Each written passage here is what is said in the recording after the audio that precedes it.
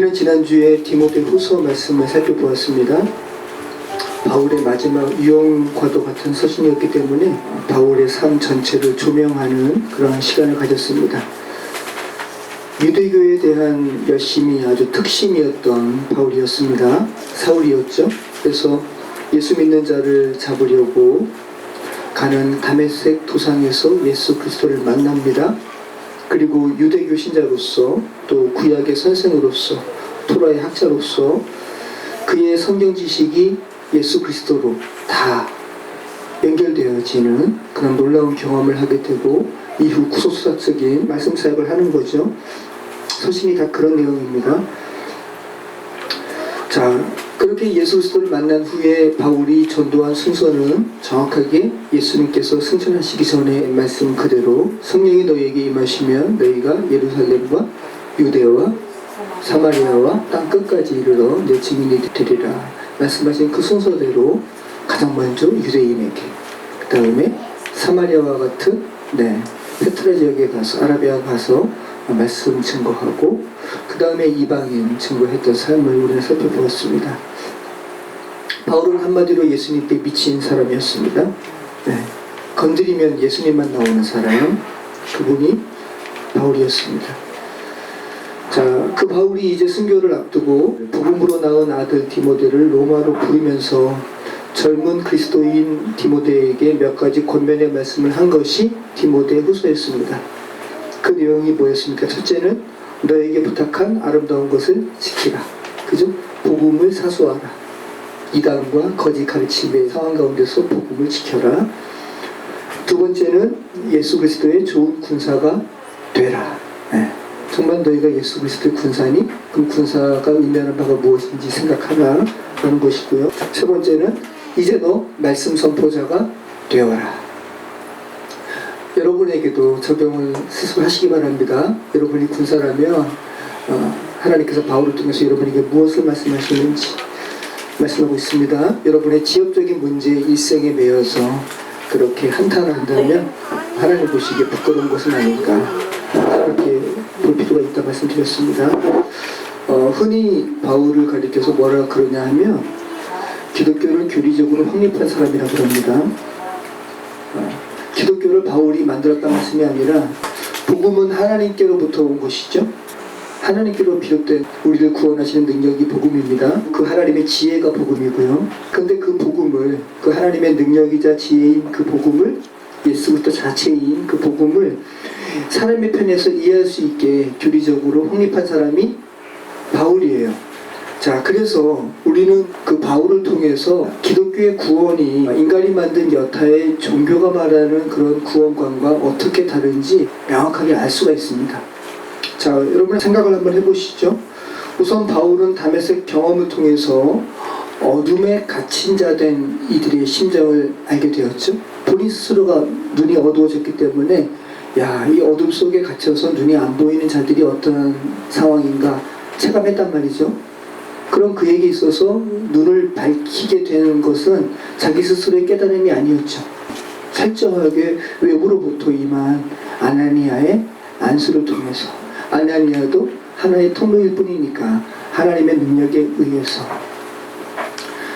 자, 그렇다면 무슨 구원이에요?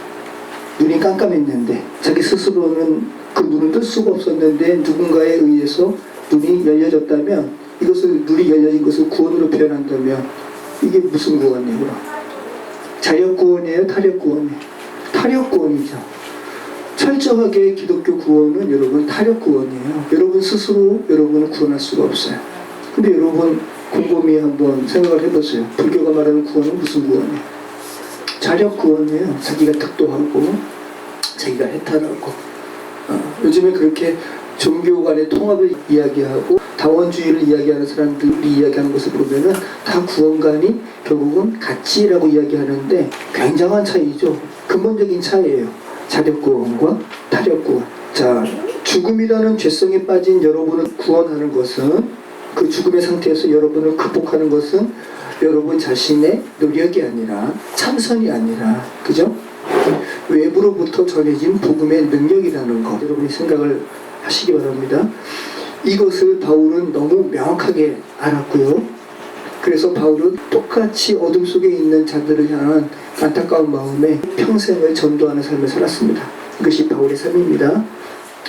자, 인간 내부에 진리가 있고 구원이 있음을 말하고 인간 스스로의 가능성을 말하는 종교는 그런 의미에서 바울이 확립한 기독교의 진리와는 극명하게 대립이 되는 거죠. 완전히 다른 겁니다. 자력구원을 말하는 이들은 엄밀히 말하면 기독교의 진리와 대적한 상황 가운데 있습니다. 완전히 반대적이니까 대적자입니다. 그래서 여러분, 사탄이라는 말이 대적자예요. 그래서 예수님께서 베드로한테도 사탄아 물러가라. 그죠? 하나님의 뜻을 너가 대적하는구나.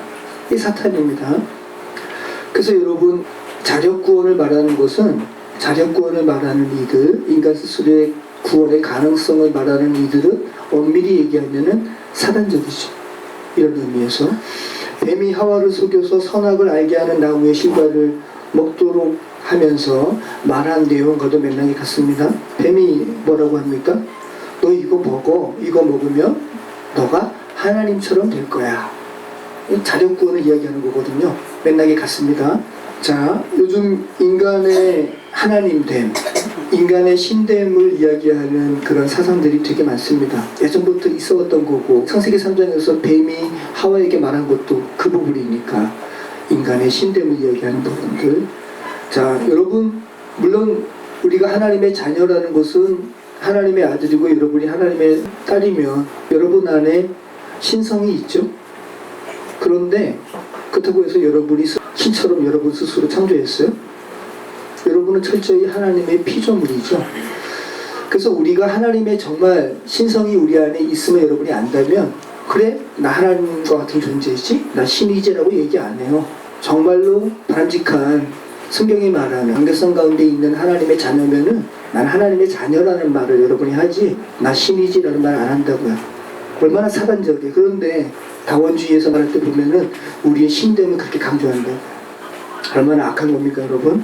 하나님의 주권적인 은혜 가운데서 우리를 하나님의 자녀로 불러주시고 상속자 삼아주시는 것이지 인간 스스로의 신됨을 이야기하고 인간 스스로의 자력구원과 인간의 가능성을 말하는 종교는 그런 의미에서 사단적이라는 말씀이에요. 그리고 하나님께서 지시하신 부분과 아주 극명한 차이를 두는 것이고요. 스스로 독도하고 해탈하는 것과 기독교의 구원이 임하는 것은 질적으로 다릅니다. 완전히 다른 것입니다. 그래서 바울의 마지막 유언과도 같은 디모데 후서의 말씀을 여러분께서 잔잔히 살펴보신다면 구원은 하나임을 말하면서 종교 간의 대화와 통합을 시도하는 시류에 기독교는 태생적으로 완전히 차이가 있는 것임을, 다른 것임을 우리는 알게 됩니다. 그렇다고 해서 제 말씀이 타종교와 대화하지 말라는 것이 아니고요. 그죠? 그들을 배타적으로 거부하라는 말씀도 아니고 다투라는 말씀이 아니에요. 핵심을 얘기하는 거예요. 자력구원과 타력구원은 근본적으로 같이 갈 수 없다. 인간 스스로의 가능성을 말하는 당신들과 어떻게 다른지 설명하고 그들을 구원으로 인도하셔야지 배타적으로 터부시하고 다투란 말씀이 아니에요. 하지만 진리를 여러분은 변증할 수 있어야죠. 자, 오늘 말씀은 디도서 말씀입니다. 디도서는 4차 여행 중에 4차 전도 여행 중에 그레데 지역의 크레타죠. 교회를 개척한 후에 크레타 섬이라는 지역적인 특성으로 인해서 아마 크레타 섬 사람들이 좀 거칠었나 봐요. 심성이 굉장히 쉽지 않은 그런 성품을 가진 사람들이 모인 곳이 크레타 섬 사람들이고 또 그 사람들이 기독교 교회의 구성원이 되었으니까 쉽지 않은 겁니다. 그래서 자신이 아꼈던 제자 디도를 지도자로 잠깐 둡니다. 구약에서 그레데는 갑돌로 번역되어 있습니다. 갑돌로. 자, 신명기 2장 23절 같이 읽겠습니다. 또 갑돌에서 나온 갑돌 사람이 가사까지 각촌에 거주하는 아위 사람을 멸하고 그들을 대신하여 거기에 거주하였더라. 자, 가사. 이 가사가 뭐냐면 오늘날 팔레스타인의 가자 지구예요. 자, 그러면 자, 갑돌 크레테 섬 사람들이 가사 사람을 내쫓고 가사에 거주하였더라. 자, 가사 블레셋입니다. 예레미야 47장 4절 이는 블레셋 사람을 유린하시며 두로와 시돈에 남아있는 바 도와줄 자를 다 끊어버리시는 날이 올 것이니라. 여호와께서 갑돌 섬에 남아있는 블레셋 사람을 유린하시리라. 참 이렇게 매치가 잘 안 되긴 하죠. 어떻게 그리스 밑에 크레타 섬에 살던 사람들과 지금 성경은 블레셋 사람과 지금 연결시키고 있다는 거 참 매치가 안 되긴 하는데 성경은 지금 이러한 힌트를 좀 주고 있습니다. 성경에는 명확하게 바울이 그레데에 가서 어떻게 복음 증거한 내용은 없어요. 그런데 자신의 제자 디도를 두는 이러한 디도서가 오늘날 우리에게 지금 전해지고 있는 거죠. 로마 감옥에서 1차 투옥을 마친 후에 4차 전도 여행 가운데 그레데 지역에 가서 복음을 전했을 것으로 추측을 할 수가 있고, 바울은 계속 복음을 전해야 하기 때문에 복음을 증거한 이후에 그레데 지역의 교회를 어떻게 조직할 것을 디도에게 맡기고, 그리고 그 디도에게 권면하는 편지가 디도서 말씀이라는 거예요. 오늘 본문에도 나오지만 디도는 교회를 조직하는 것 정도의 임무만 감당하고 다른 사람과 교체되게 됩니다. 그런 내용이 나와요. 자, 바울 서신을 통해서 우리는 바울이 자신이 전도한 지역과 또 자신이 세운 교회를 어떻게 살펴야 하는지 끊임없이 생각했던 사람이에요. 내가 어떤 사람 보낼 거다, 너는 내게 오라. 이런 말들이 디모데후서에도 나오고 오늘 디도서에도 나온단 말씀이에요. 교회 상황에 따라서 사람을 파견하는 일, 사람을 교체하는 일을 바울이 하고 있어요. 바울은 참 교회만 생각한 사람이에요. 그리스도를 생각하고 교회만 생각한 사람입니다.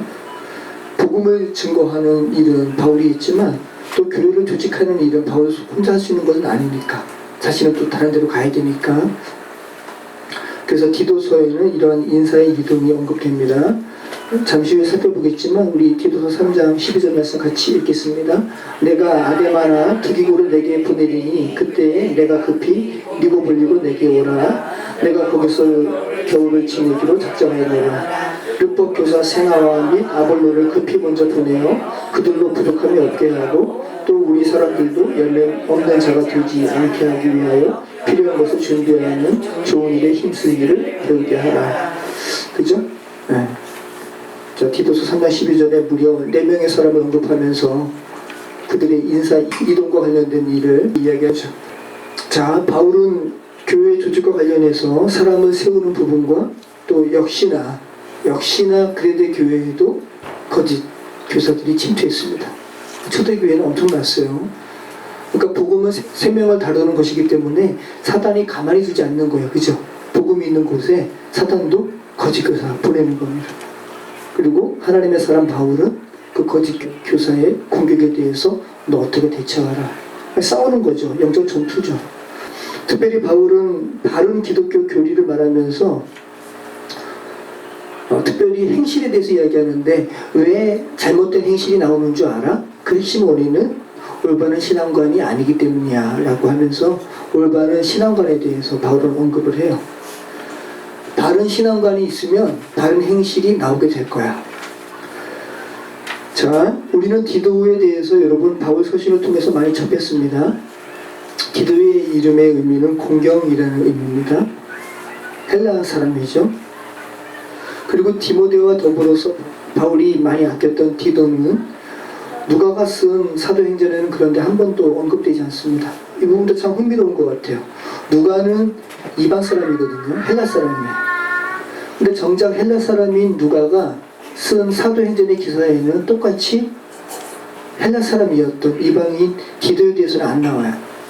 분명히 누가는 디도와 같이 얼굴을 많이 맞대고 같이 바울과 함께 옆에 부필했던 사람인데 누가는 디도에 대해서 언급을 안 하고 있다는 거, 이것도 참 흥미로운 부분이죠. 그런데 바울은 바울 서신에서 디도를 14번이나 언급하고 있다는 거, 그리고 디도를 수신자로 한 편지를 디도서로 이렇게 3장이나 쓰고 있다는 거 생각해 볼 필요가 있는 거죠.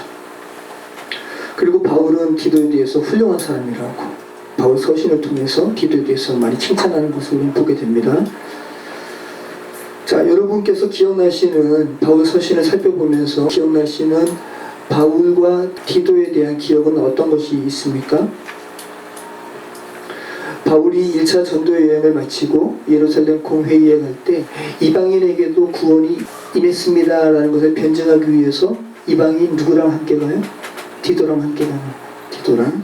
갈라디아서 2장 1절 말씀 같이 읽겠습니다. 13년 후에 내가 바나바와 함께 기도를 드리고 다시 예루살렘에 올라가나니 계시를 따라 올라가 내가 이방 가운데서 전파하는 복음을 그들에게 제시하되 유력한 자들에게 사사로이는 것은 내가 다름질하는 것이나 다름질하는 것이 헛되지 않게 하려 함이라. 그러나 나와 함께 있는 헬라인 기도까지도 억지로 할례를 받게 하지 아니하였으니. 네.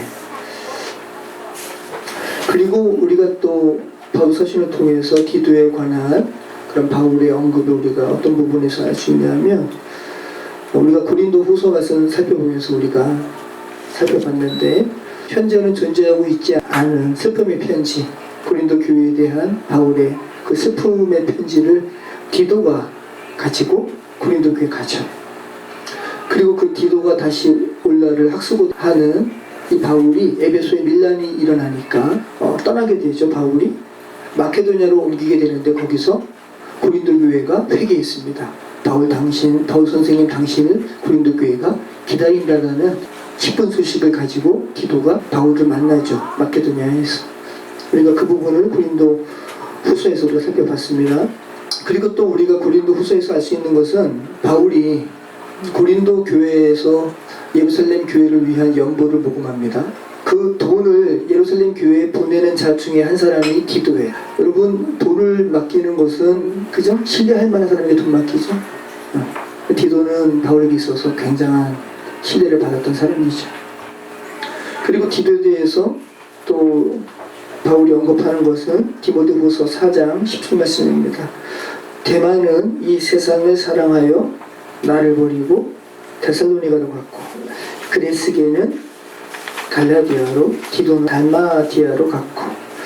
그렇게 해서 여기서 대마와 나머지 바울의 요청에 의해서 다른 지역에 복음을 전도한 두 사람을 대조하고 있는데, 대마는 그리스도 복음을 버리고 세상으로 갔습니다. 반면 그레스게는 갈라디아로 갔다. 그리고 디도는 달마디아로 갔다. 달마디아로 전도하러 간 거예요. 자, 이 달마디아 나오죠. 여기 지도에 보면 알바니아라는 조그만 나라가 있어요. 그 지역입니다. 달마디아. 자, 그리고 지도를 보신 김에 오늘 디도서 말씀에도 나오는 니고볼리 보이시나요? 아가야 위에 마케도니아 아래에 니고볼리 있죠? 네. 바울은 겨울을 보내려고 그리로 갈 거고, 디도야 너도 드로비메와 두기고 보낼 테니까 너도 니고볼리로 오라 라고 이야기하죠. 우리 1장 말씀 우리 같이 읽겠습니다. 하나님의 종이요 예수 그리스도의 사도인 나 바울이 사도된 것은 하나님이 택하신 자들의 믿음과 경건함에 속한 지혜의 지식과 영생의 소망을 위함이라. 이 영생은 거짓이 없으신 하나님이 영원 전부터 약속하신 것인데 자기 때에 자기의 말씀을 전도로 나타내셨으니 이 전도는 우리 구주 하나님이 명하신 대로 내게 맡기신 것이라. 같은 믿음을 따라 나의 참 아들 된 디도에게 편지하노니 하나님 아버지와 그리스도 예수 우리 구주로부터 은혜와 평강이 내게 있을지어다. 아멘. 자, 중요한 말씀을 하고 있는데요. 나는 예수 그리스도의 사도다. 사도라는 것은 부르심을 받은 자입니다. 하나님께서 나를 사도로 택하셨다. 내가 사도된 것은 하나님께서 택하신 자들, 하나님의 교회, 에클레시아로 부름받은 사람들의 믿음을 위해서 내가 사도로 이렇게 보내심을 받았어. 또 그 사람들의, 저와 여러분도 포함된 거죠. 그들의 경건함에 속한 진리의 지식과 영생의 소망을 위해서 내가 사도로 부름받았다라는 것을 지금 언급하고 있고, 자, 이 영생, 영원한 생명, 그죠? 이 영생, 복음이기도 하고요. 이 영생은 거짓이 없으신 하나님이 영원 전부터 약속하신 거야. 이 세상이 창조되기 전부터 약속하신 거야. 놀라운 말씀이고 신비의 말씀인데, 이 영생이 그런데 이 세상에 나타났대요.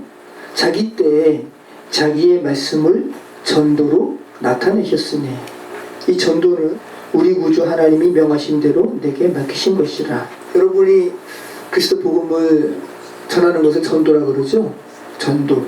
여러분이 지금 전도라고 하면 어떠한 개념으로 어떠한 생각으로 느끼셨는지 모르겠는데, 자, 여기서 말하는 이 전도는 바울이 이야기하는 거예요. 자기 때에 자기의 말씀을 전도로 나타내셨으니 라고 하면서 전도라고 표현하고 있는데, 자기의 말씀은 책도 아니고 또 행함도 아니고 전도로 나타내셨다라고 지금 바울이 이야기하죠. 이 전도는 뭐냐면 캐리그마라는 말인데요, 선포라는 말이고요. 그러니까 단순히 그냥 선포, 설교자가 선포하는 것도 캐리그마인데, 보다 더 깊은 의미는 뭐냐면 왕의 명령, 포고, 왕의 명령이라는 의미에서 여러분이 어떤 것을 느낄 수 있어요? 절대적이죠? 네, 죽음을 앞둔 사형 선고를 받은 사람에게 왕의 사자가 말 타고 와서 사형을 멈추시오, 이게 포고예요. 왕의 명령. 전도가 뭐라고요? 왕의 명령이라고. 그대로 있으면 당신 죽습니다. 지금 당신 죽음 가운데 있습니다. 당신을 살리시는 이 말씀 받으시오. 이것이 바로 캐리그마라는 거죠. 그러니까 여러분, 전도가 얼마나 절박한 거예요, 그죠? 여러분이 지금 전도의 사명자로 다른 사람에게 복음을 모르는 자에게 있어서 여러분이 전도를 할 때 여러분은 그냥 전도하시면 안 되는 거죠. 그러니까 성령님, 제가 이 말씀을 증거할 때 이 사람이 죽은 가운데서 들려지는 왕의 선포로 들려지게 해주세요. 제게 하나님의 성령의 그 민감함으로 정말 그런 절박함을 되게 주시고, 말씀 증거할 때 정말 왕의 선포를 할 수 있도록 인도해 주세요라고 기도하는 마음으로 전도해야죠. 그죠? 그대로 머물러 있으면 죽는다라는 절박함이 사형수들에게 있죠. 몇 년 전에 중국은 지금 사형 제도가 있잖아요. 중국의 어떤 여인인데 사형수예요. 근데 사형 소식을 들은 모습과 사형 소식 듣기 전의 모습을 이렇게 캡처해가지고 뉴스에 나왔어요. 사형수이긴 하지만 막상 사형 선고 이제 당시 얼마 후면 사형 받습니다라는 소식을 듣기 전에는 가족과 면회하면서 웃기도 했어요. 근데 이제 얼마 후에 이제 집행됩니다라는 소식을 들으니까 그 모습이 지킨 거예요. 여러분, 저와 여러분은 예수 그리스도의 복음이 아니면, 그죠? 여러분의 실존은 뭐예요? 사형수. 그죠? 지금 저와 여러분이 함께 하는 사람들 중에 복음을 또 접하지 않은 사람들도 지금 현실은 뭐예요? 사형수. 네. 사형수. 그죠? 근데 그것을 모르니까 웃고 떠드는 거죠. 이런 그들에게 전하는 것이 뭐라고요? 캐리그마. 그러니까 왕의 선포죠. 복음은. 그죠? 여러분이 잘 아시는 러시아의 문호 죄와벌을 쓴 사람이 누구예요? 도스토옙스키가 이 생명과 죽음에 대한 깊은 통찰을 하는 그 글을 썼잖아요. 그런데 이 사람이 실제로 생사의 기로에 있었던 것을 경험을 한 사람이에요. 28살에 정치적인 이유로 사형 선고를 받았어.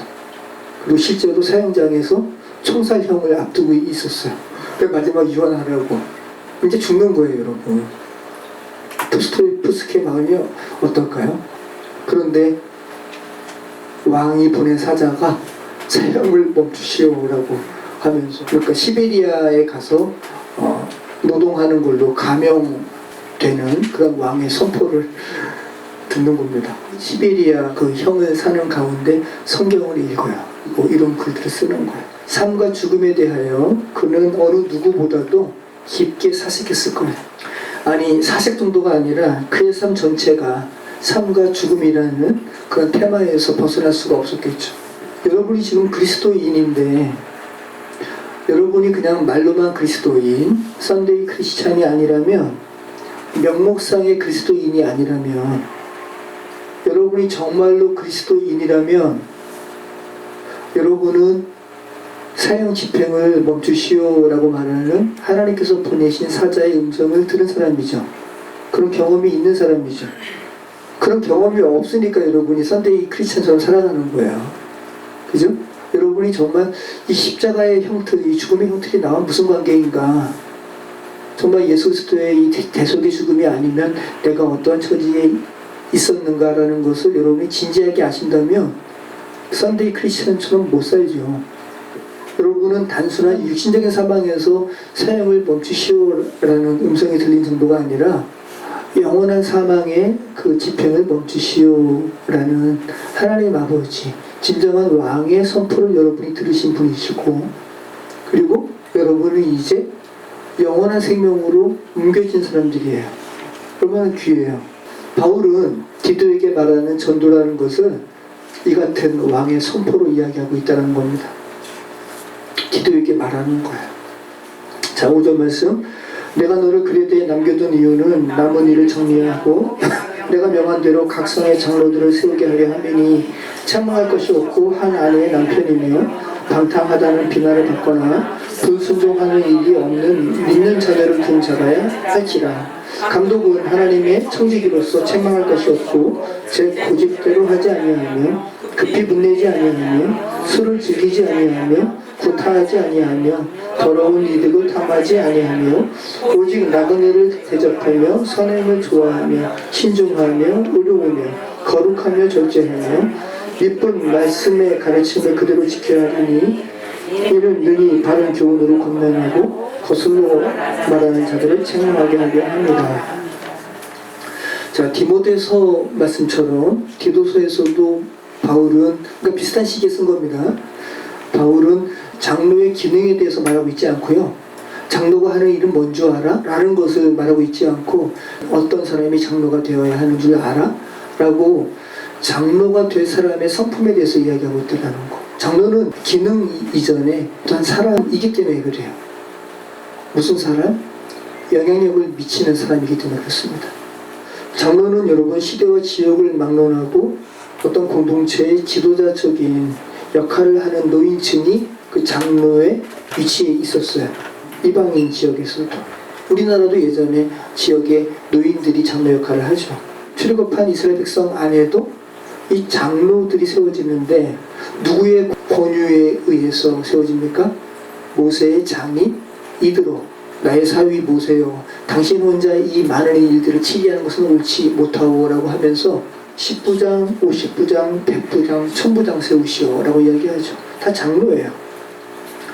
신약의 교회도 유대인 신자의 영향을 받아서 자연스레 회당의 장로와 같은 지도자 그룹이 교회 안에 있었습니다. 복음으로 인해서 사람들이 모이니까 조직이 생기는 것은 당연한 것이고, 그럼 그 조직 중에서 지도자적인 역할을 하는 장로가 세워지는 것은 당연한 거죠. 근데 특별히 교회 장로 그룹은 복음 선포를 듣고 교회가 된 사람들을 위한 지도자니까 얼마나 더 중요해요. 그 장로의 역할이. 그죠? 그러니까 함부로 장로 세우면 안 되는 거죠. 교회 안에서. 술을 즐기는 사람들, 폭력을 행사하는 사람들, 말이 험한 사람들, 여러 가지 지금 이야기하고 있는 거죠. 바울이 이야기하는 겁니다. 그 중요성에 대한 숙고는 지극히 당연한 것이다 라고 이야기하는 거죠. 장로의 기능보다 어떤 사람이 장로로 세워져야 하는가라는 것을 말하고 있다는 거. 왜? 영원한 생명을 유지하는 부분과 관련된 교회의 조직을 세우는 부분이니까 바울은 굉장히 심사숙고하게 장로 집을 세우라고 지금 이야기하고 있는 겁니다. 자, 신약 성경에서 바울은 장로와 감독을 혼용합니다.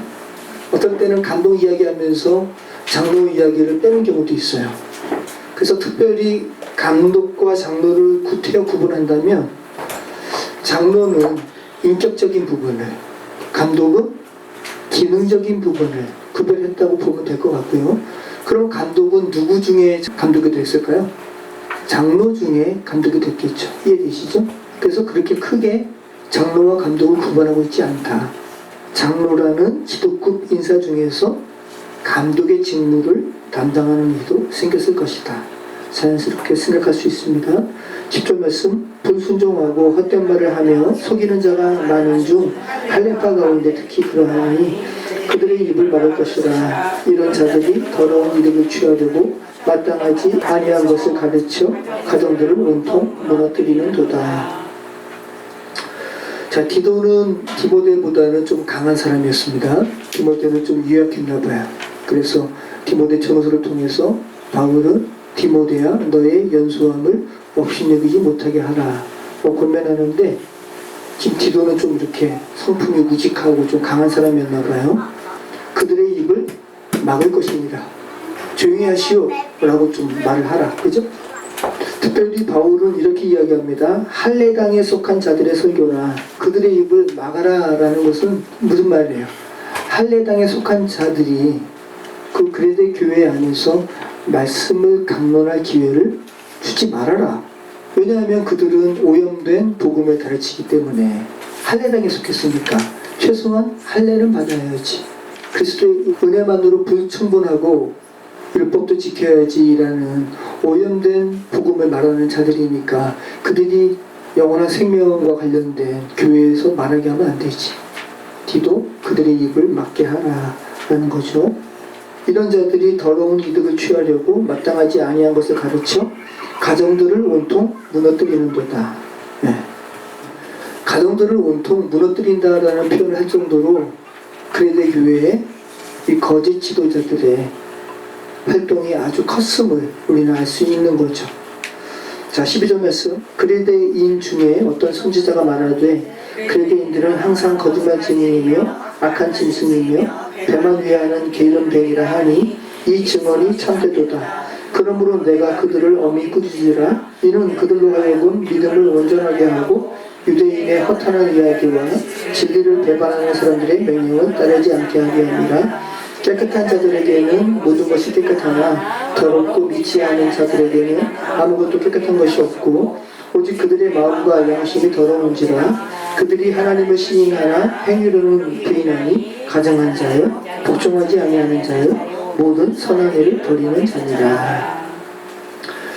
자, 그레데인들 중에 바울이 지금 계속 책망하는 이들은 하나님을 시인하지만 행위로는 부인한다. 하나님을 시인하는데 행위로 부인할 수가 없거든요. 그죠? 그러면서 바울이 이야기하는 거예요. 이들은 가증한 자다. 복종하지 아니하는 자다. 모든 선한 일을 버리는 자다. 바른 믿음을 갖게 되면 선한 일을 하게 된다라고 이야기하고 있고, 자, 특별히 그레데인 중에 어떤 선지자가 말하되 그레데인들은 항상 거짓말쟁이이며, 히라빈 선지자 중에 아주 현인 중에 한 사람인 에피메니디스가 그레데인들은 항상 거짓말쟁이라는 말을 했다는 거죠. 그리고 이것이 그레데인들을 칭하는 관용구가 됐다는 거예요. 근데 이 말이 여러분 헬라인들이 어떤 철학적인 사고를 빗댄 말이거든요. 단순한 말은 아니에요. 그런데 의미는 복음이 없는 사람들은 다 거짓말쟁이죠. 다 부패했으니까. 그죠? 그리스도 안에서 새 생명으로 탄생하지 않은 사람들은 거짓말쟁이에요. 그러니까 의미적으로는 맞기 때문에 바울이 그냥 관용구로 말하는 말을 그대로 취했습니다. 지난번에 바울이 복음을 설명하기 위해서 성경에 없지만 히브리 전승에 나오는 얀네와 얀브리를 인용한 것처럼 그레데인 중에 어떤 선지자가 말하되 그레데인은 모두 항상 거짓말쟁이다라는 말은 나름대로 어떤 철학적인 의미가 있음에도 불구하고 바울은 당시의 사람들이 취했던 그레데인들은 항상 거짓말쟁이라는 말을 사용하고 있다는 거예요. 그러니까 복음 없는 사람들은 다 거짓말쟁이라는 말을 강조하기 위해서 이 관용구를 사용하고 있다는 겁니다. 근데 여러분 곰곰이 생각해 보세요. 헬라 사람들의 사상을 잠깐 생각해 본다면 이게 단순한 말은 아니고 워드플레이예요. 말장난 같은 건데, 그레데 사람은 항상 거짓말쟁이라는 말을 누가 했다고요? 그레데 사람 중에 한 선지자. 그러면 여러분 이 말이 참 재밌죠? 그레데 사람은 항상 거짓말쟁이라는 말을 누가 했어요? 그레데 사람이. 그럼 이 말은 참이에요, 거짓이에요?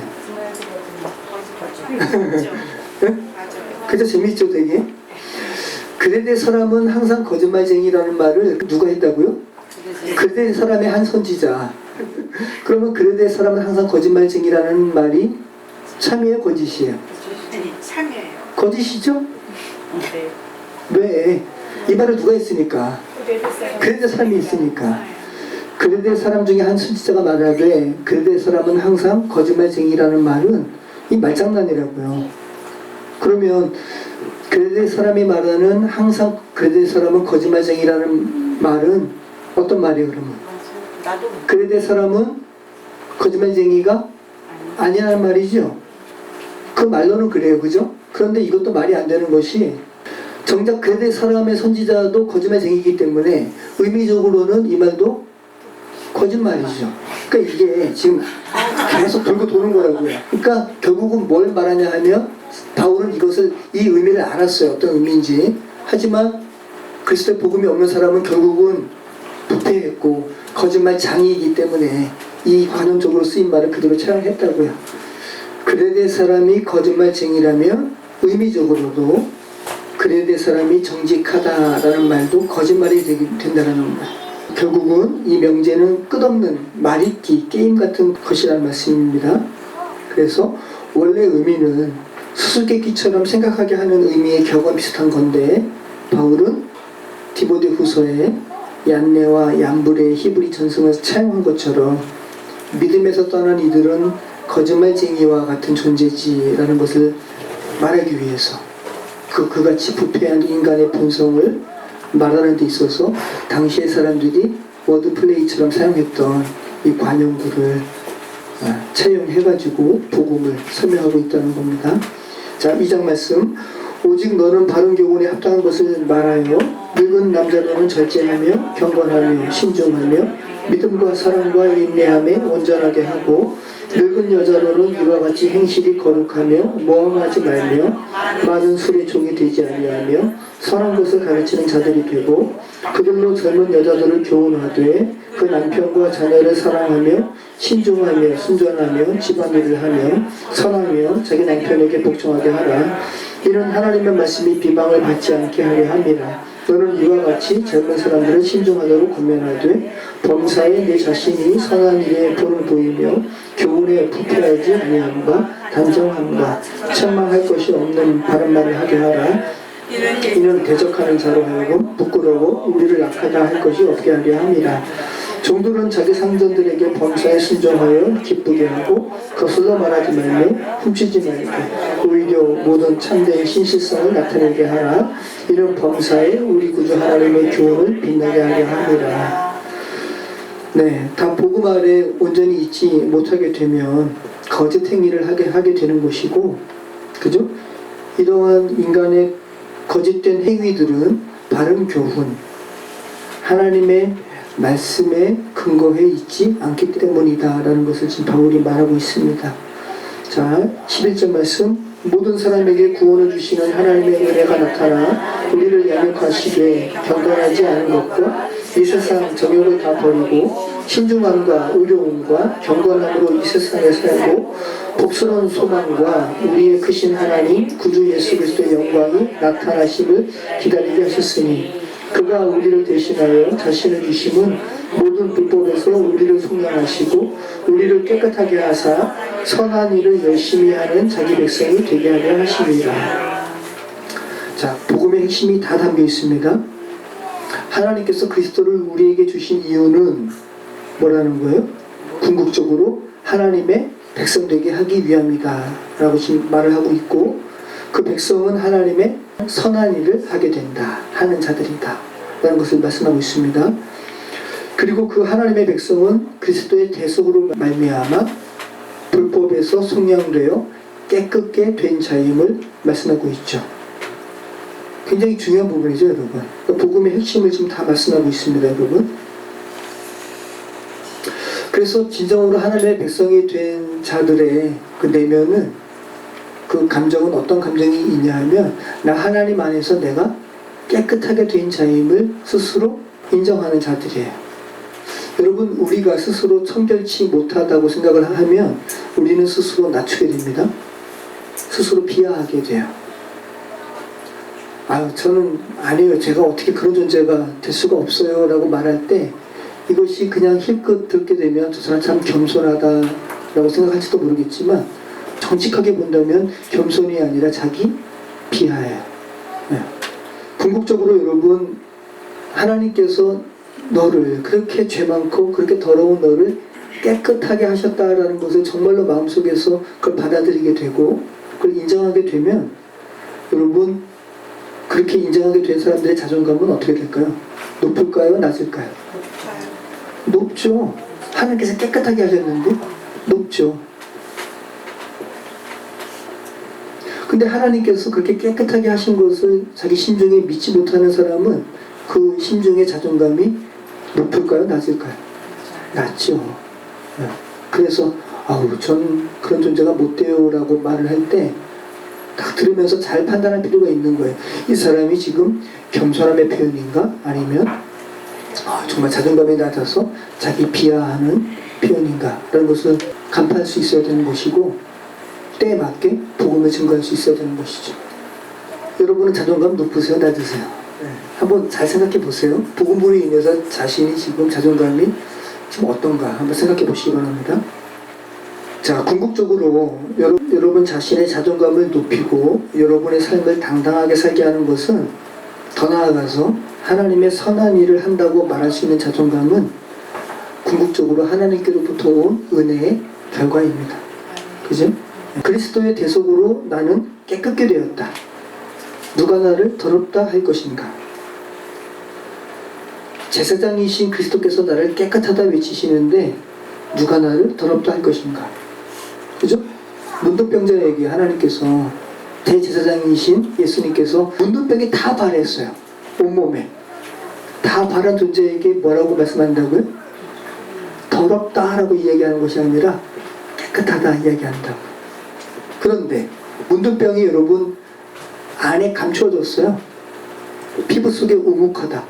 문둥병은 그래요. 그러니까 겉으로 봤을 때는 문둥병인지 몰라요. 근데 그런 사람을 어느 누가 제사장에게 데려가는 거예요. 문둥병자 혼자 스스로 나가는 게 아니라 레위기 말씀 보면 그렇습니다. 그런 사람이 있거든 누가 그를 제사장에게 데려갈 것이요. 제사장은 진찰할지니 라고 하면서 뭐라고 이야기하냐 하면 더럽다 라고 이야기하는 거예요. 그 사람은 뜨끔했을 거예요. 왜냐하면 겉으로는 문둥병이 바라지 않은 상태이기 때문에. 근데 제사장이 겉으로 봤을 때 깨끗하게 보이는 나에게 더럽다 라고 외치니까 뜨끔하기도 하고 놀랐을 거라고요. 그런데 그가 그래서 죄인임을 인식하게 하는 거예요. 여러분은 지금 깨끗하게 보이죠. 다 세상 사람은 다 깨끗하죠. 누가 나를 죄인이라 할 것인가? 그죠? 어떤 사람들은 너무 도덕적으로 선하게 살았어요. 저희 토기장님 집 초기부터 오신 어떤 제 교수님이 요즘은 잘 안 오시는데 오셨어요. 그래서 저희가 하는 사역을 보시더니 막 헷갈려 하시는 거예요. 제가 사기꾼이 아닌가? 교회 한다고 하면서 또 이런 거 한다고 하니까 헷갈려 하시면서 몇 번을 오셨어요. 근데 이분이 제일 처음에 이야기 나누시면서 자기는 성경이 이해가 안 된다는 거예요. 유다와 그 며느리 다말의 동침 사건이 왜 성경이 있는 거야? 나는 이런 거 보면은 난 못 믿겠어. 뭐 그래요. 근데 이분이 상처가 있어요. 지난번에 그런 말씀 하셨는데 굉장한 지금 유명한 목사님의 아버지가 이분이 참 험한 삶을 사셨는데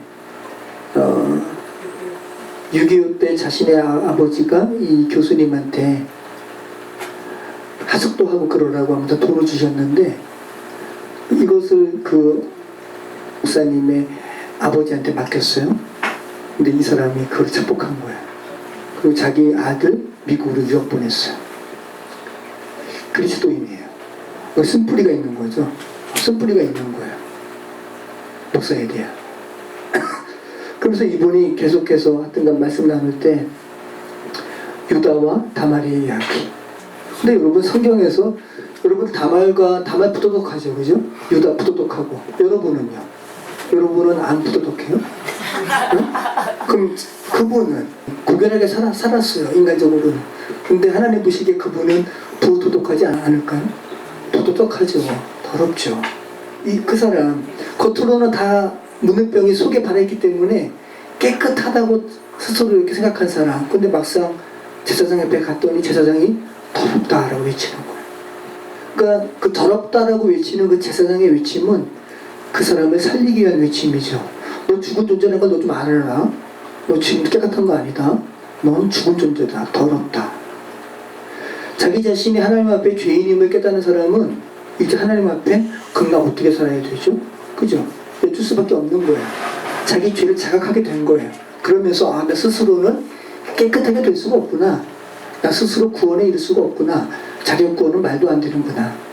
자기 자신의 죽음의 존재를 처절하게 깨달은 자, 문득병이 다 바랬어요. 이제 죽음의 증상이 몸에 다 바랬습니다. 그가 다시 제사장 앞에 섭니다.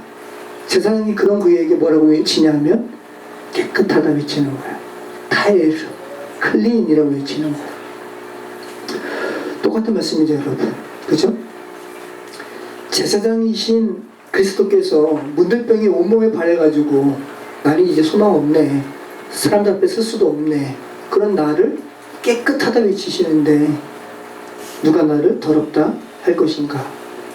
신구약 계속해서 같은 말씀을 하고 있는 거죠. 11절 말씀 보면 모든 사람에게 구원을 주시는 하나님의 은혜가 나타났다라는 표현이 있죠. 신약에서 단 한 번 사용된 표현입니다. 하나님의 은혜가 나타났다. 얼마나 놀라운 표현입니까? 자, 이 표현으로 말미암아 우리는 무엇을 알 수가 있어요? 예전에는 하나님의 은혜가 안 보였는데 지금은 나타났네? 나타났다라는 표현을 할 정도로 하나님의 은혜가 확실하다. 그리고 바울은 특별히 말하기를 구원하시는 하나님의 은혜를 받는 대상은 특정한 일부분이 아니라 율법, 할례당, 그죠? 그리고 금욕주의들이 이야기하는, 영지주의자들이 이야기하는 것이 아니라 구원을 아는 지식이 이 고귀한 지식까지 이르러야지, 금욕해야지, 이런 특별한 사람만 구원에 이르는 것이 아니라 하나님의 마음은 모든 사람이 구원에 이르기를 바라신다고요. 하지만 그것을 수용할지 안 할지 여부는 인간 각자의 자유의지에 맡기셨다고요. 여러분은 로봇가 아니라고요. 인간들은 하나님 앞에 책임 돌릴 수 없다고요. 하나님의 마음은 여러분이 다 구원받기를 바라신다고요. 자, 우리를 양육하시되 라는 표현이 있죠. 우리를 양육하시되, 경건하지 않은 것과 이 세상 정욕을 다 버리고 양육하시되, 파이디오라는 말입니다. 양육이라는 말에서 여러분이 어떤 것을 느낄 수 있어요? 아이를, 자녀를 훈련하고 교육하고 사랑하는 거에 덧붙여서 뭐도 포함될까요? 양육에는 징계도 포함되는 거죠. 회초리 드는 것도 포함되는 겁니다. 양육에는 교육과 사랑과 훈련과 징계가 포함된 거예요. 그래서 바울은 그리스도인의 성장을 위해서 부모가 자녀를 양육하는 개념이 이 파이디오라는 말을 쓰고 있어요. 양육하다. 그러니까 하나님께서 여러분을 징계하실 때 여러분을 미워해서가 아니라 여러분을 하나님의 자녀로 양육하시기 위함이라는 거. 자녀가 정말 잘못될 때는 매들어야죠. 그죠? 자, 15절 말씀. 너는 이것을 말하고 권면하며 모든 권위로 책망하여 누구에서든지 업신여기를 받지 말라. 자, 복음 전도자에, 왜? 기도는 복음 전파자가 되어야 하니까, 왕의 명령을 선포할 자가 되어야 하니까, 자, 그러한 복음 전도자로서 세 가지의 단계적인 교육의 형태를 말하고 있습니다. 먼저는 복음 전파자는 먼저 복음의 진리를 말해줘야 된다. 그죠? 그 다음은 그 말씀대로 살 것을 권면해야 된다. 그런데 그 말씀대로 살 것을 권면했는데도 말을 듣지 않는다? 뭐 해야 된다? 책망해야 된다. 이 말 들으면 아유 저들의 마음이 상할 텐데, 그런 그 사설한 감정에 너 매몰되지 말고 책망할 것은 책망해라. 그들의 궁극적인 구원을 위해서 라고 말을 하고 있는 거죠.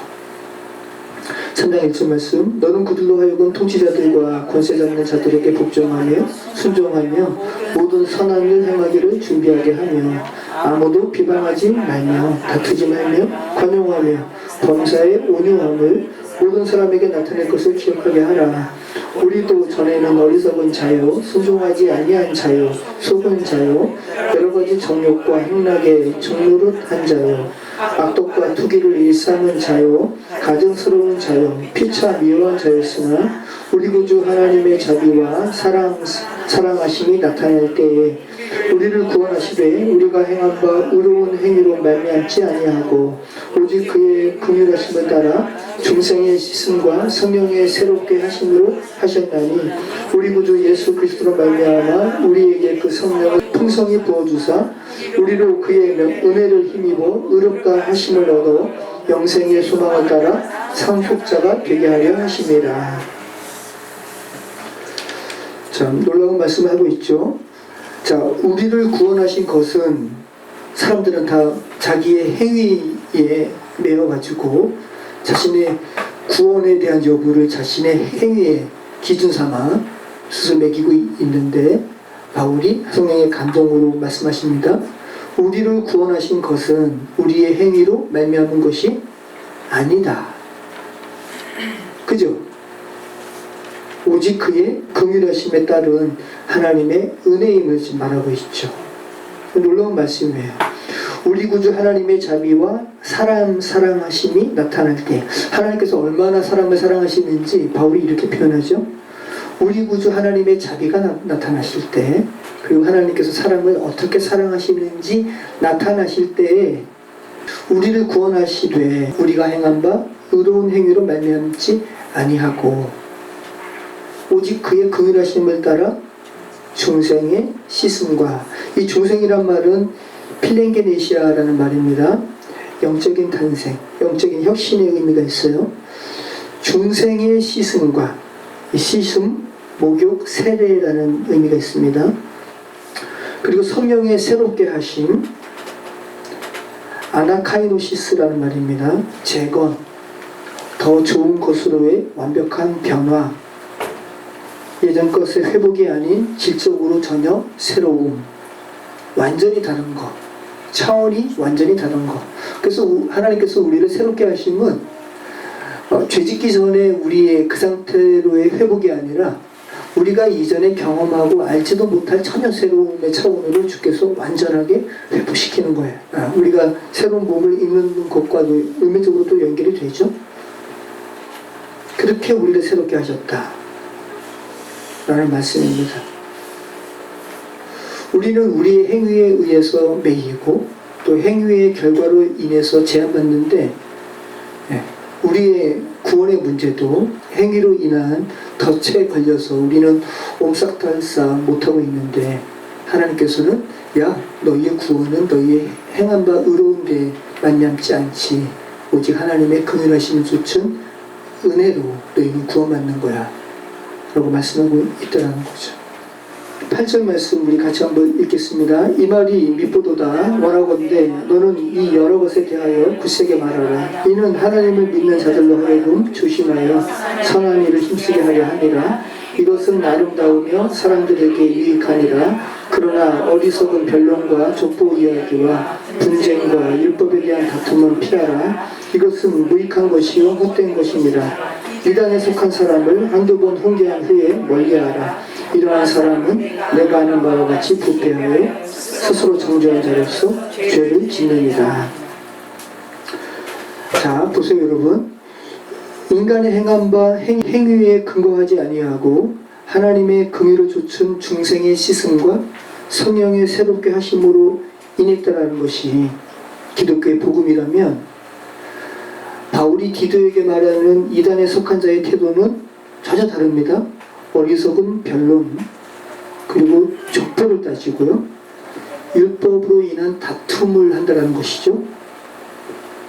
그러니까 하나님의 은혜를 바라보게 하는 하나님의 그 중생의 씻음과 깨끗게 하심과 관련된 하나님의 이런 우리를 향하신 그 은혜와 이단자에 속한 행동은 전혀 다르죠. 그죠? 바울이 디도에게 말하는 하나님께서 우리를 구원하시는 것은 하나님의 은혜를 바라보게 한다면, 이단자의 행위는 하나님의 은혜를 바라보게 하는 것이 아니라 인간의 그 무엇을 바라보게 하잖아요. 그죠? 인간의 그 말다툼, 변론에 매이게 하고, 인간이 그 족보 따지는 것을 보게 하고, 이런 건 행해야지라는 그 율법의 행위에 지금 매이게 한다는 거잖아요. 얼마나 달라요. 완전히 다르죠. 그리고 그 결과는 뭐라고요? 스스로 부패하게 한다. 스스로 정죄하게 한다. 그러니까 하나님의 구원의 선포와 거짓된 인간의 거짓 교사와의 그 결과는 궁극적으로 다르죠. 하나님은 문득병으로 완전히 발해가지고 스스로 가치 없다고 여기는 자에게 너 이제 살았다 라고 외치는데, 그죠?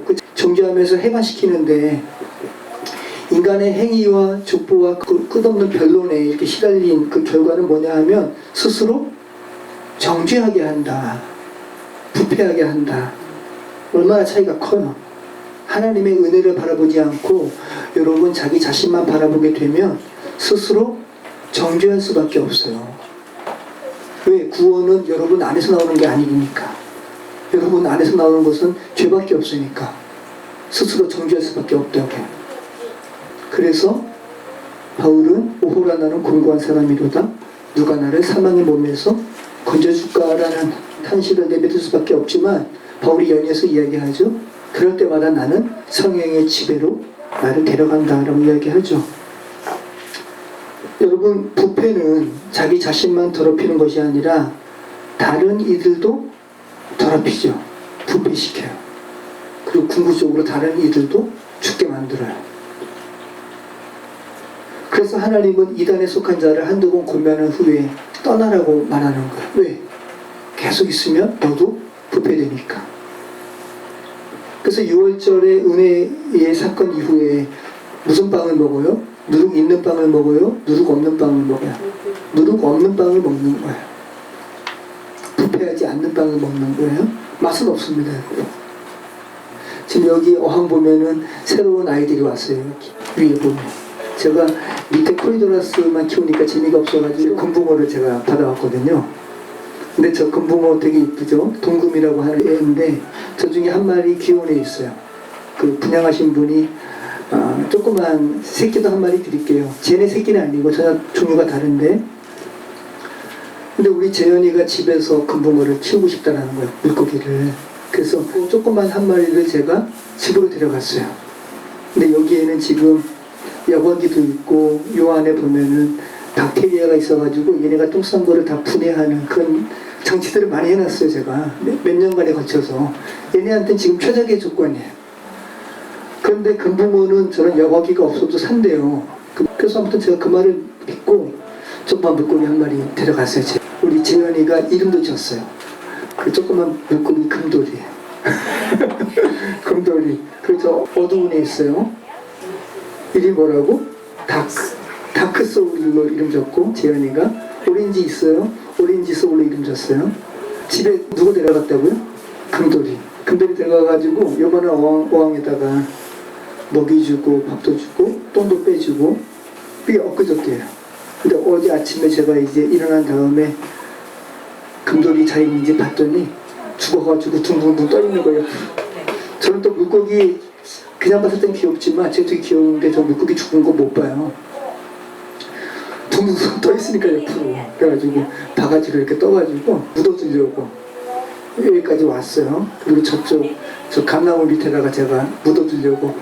그 다음에 이제 금돌이 이렇게 묻어주려고 이렇게 보는데 아가미가 뿔룩뿔룩 살아있는 거예요. 그래가지고 이 어항에다가 넣어놨어요. 물이 다르니까 바로 움직이는 거예요. 물이 다르니까. 금덩이가 똥도 싸잖아요. 똥 싸니까 그 똥이 물을 뭐 한 거예요? 부패시키는 거예요. 곰팡이가 살고 이 안에 미생물들이 사니까 물속에 있는 산소를 빼앗는 거예요. 미처 먹지 못한 음식도 부패하니까.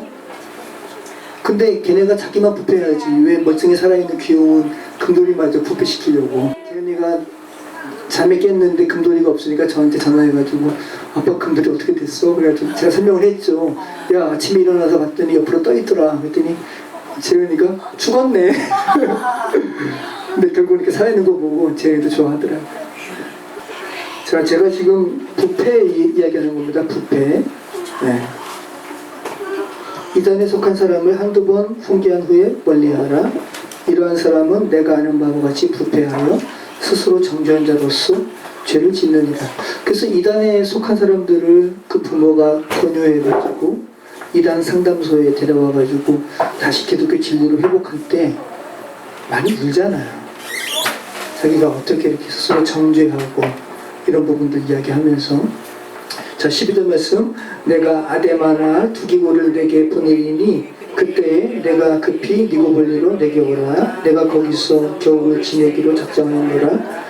율법교사 세나와 및 아볼로를 급히 먼저 보내어 그들로 부족한 부족함이 없게 하고 또 우리 사람들도 열매 없는 자가 되지 않게 하기 위하여 필요한 것을 준비하는 좋은 일에 힘쓰기를 배우게 하라. 나와 함께 있는 자가 다 내게 무난하니 믿음 안에서 우리를 사랑하는 자들에게 너도 무난하라.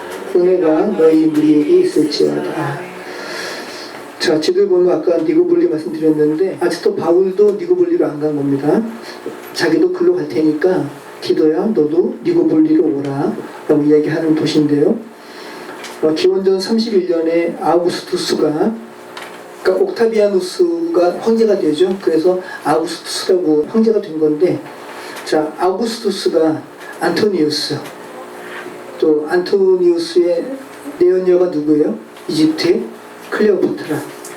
이 안토니우스와 클레오파트라의 연합군을 무찌르죠. 옥타비아누스가. 아우구스투스 황제가 되는데, 그 사람이 그것을 승리한 기념으로 한 도시를 세웁니다. 이것이 바로 니고볼리입니다. 바울은 이곳을 히랍, 그리스 지역의 전도 구심점으로 여겼던 것 같아요. 이러한 시기에 이제 64년에 네로 황제의 박해에 의해서 바울이 잡히는 거죠. 니고볼리로 이동하는 도중에 잡혔는지 아무튼 잡히게 됩니다. 그래서 순교하게 되는 거죠.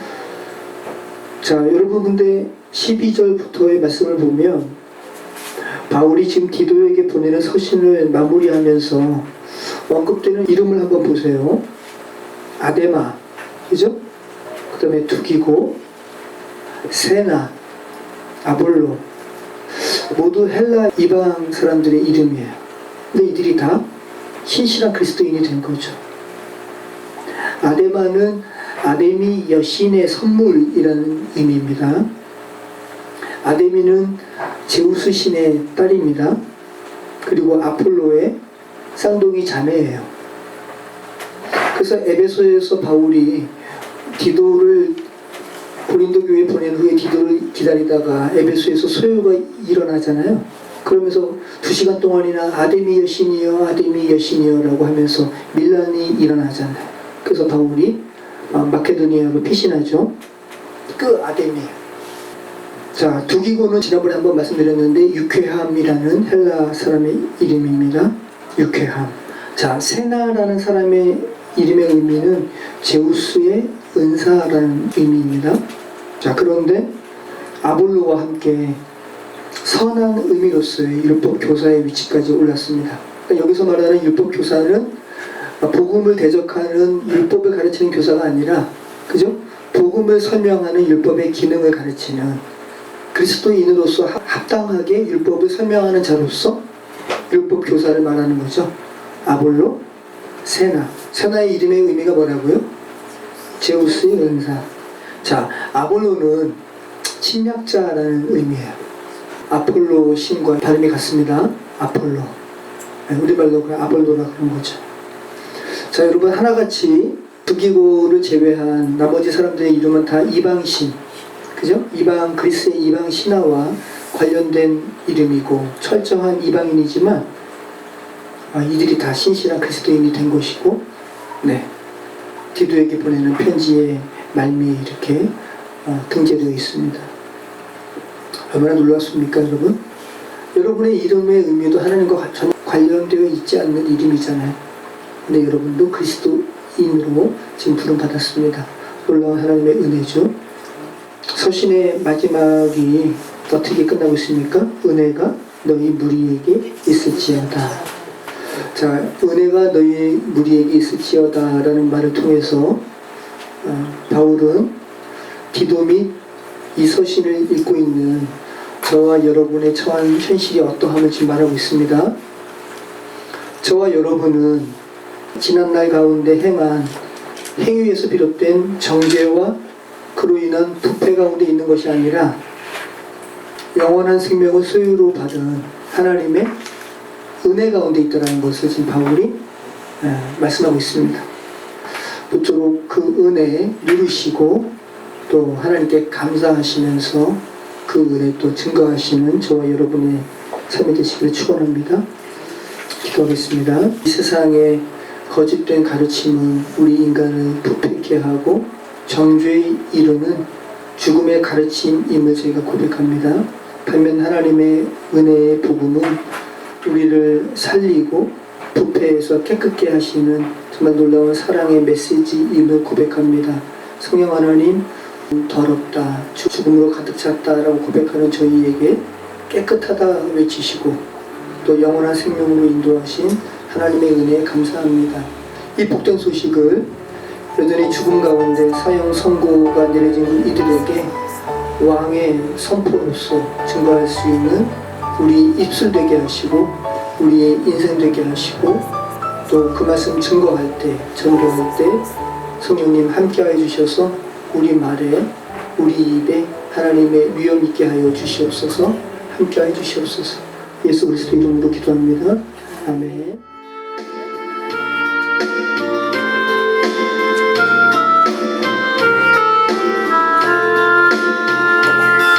창문 두드리며 비가 오네 눈물에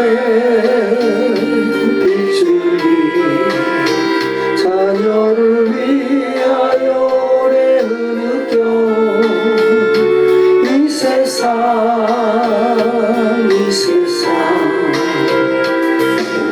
위하여 주신 아기 예수께 우리는 무얼 배웠나 왜 아직 서로 헐뜯고 펴마 모를까 왜 우리 눈은 이리 어둘까 그외부터 들려오는 외침 내 귀에 들리네 전쟁과 굶주림 못 견디어오는 점성